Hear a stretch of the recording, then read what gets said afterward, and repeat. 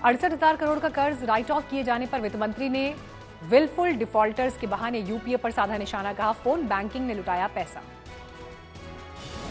Fitch ने भारत के GDP अनुमान में 0.8% की कटौती की, अब तक की सबसे कम विकास दर का लगाया अनुमान।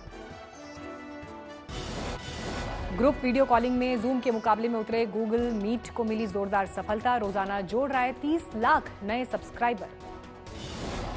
वर्क फ्रॉम होम पर सरकार ने आईटी बीपीओ कर्मचारियों को दी छूट, सरकार ने 31 जुलाई तक बढ़ाई सीमा। सरकार ने एयर इंडिया के लिए बोली लगाने की सीमा 2 महीने बढ़ाई, अब 30 जून तक लगाई जा सकेगी बोली।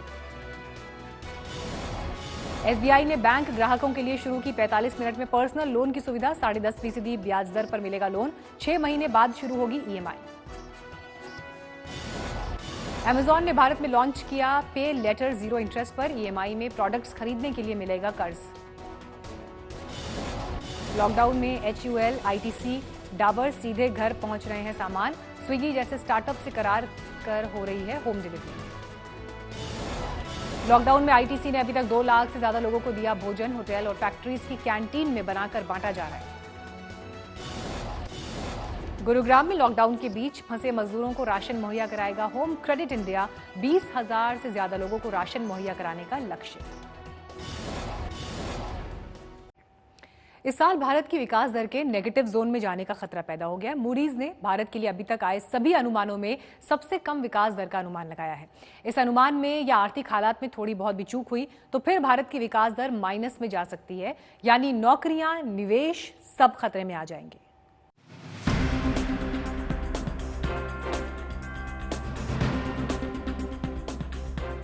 कोरोना को हराने की जंग में आर्थिक संकट का साया लगातार गहराता जा रहा है। भारत में कोरोना को हराने के लिए लॉकडाउन लागू है। इससे कोरोना को फैलने से रोकने में तो मदद मिल रही है, लेकिन कारोबार ठप हो गया है। मैन्युफैक्चरिंग यूनिट्स बंद पड़ी हैं। हालात ये हैं कि अप्रैल में पहली बार ऐसा होने जा रहा है कि एक भी कार नहीं बिकेगी। इसके असर को आंकड़ों में तब्दील करके समझें तो ऑटो सेक्टर देश के कुल टैक्स में 15% योगदान करता है। यानी मार्च के आखिरी हफ्ते से मई के पहले हफ्ते तक जारी रहने वाले इस लॉकडाउन में ऑटो सेक्टर से सरकार को मिलने वाला टैक्स कम होना तय है। इस सेक्टर में 4 करोड़ लोग काम करते हैं और आगे भी कमजोर सेंटिमेंट्स में लोग कार जैसे महंगे सामान खरीदने से बचेंगे तो फिर उनकी नौकरी पर संकट आने की आशंका है। ऑटो सेक्टर जीडीपी में करीब 8% का योगदान करता है और इस लॉकडाउन में ये भागीदारी कम होना तय है।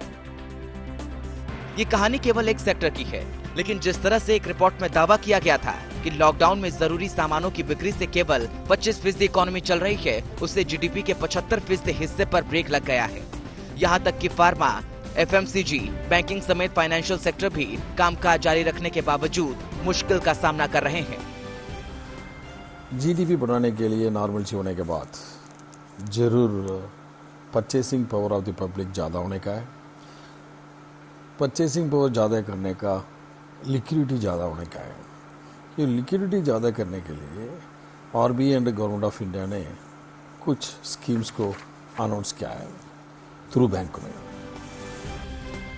इन्हीं सब हालातों के मद्देनजर और लॉकडाउन बढ़ने की आशंका के बीच मूडीज इन्वेस्टर्स सर्विस ने 2020 के लिए भारत के विकास दर अनुमान में बड़ी कटौती की है। मूडीज ने मार्च में विकास दर का अनुमान 2.5% किया था, जिसे घटाकर अब 0.2% कर दिया गया है।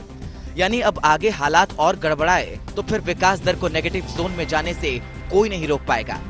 इस निराशा के बीच मूडीज ने राहत की अलख भी जगाई है और 2021 में भारत की विकास दर के 6.2% रहने का अनुमान लगाया है। मूडीज का जीडीपी को लेकर जारी किया गया ये अनुमान अभी तक के सभी अनुमानों में सबसे कम है।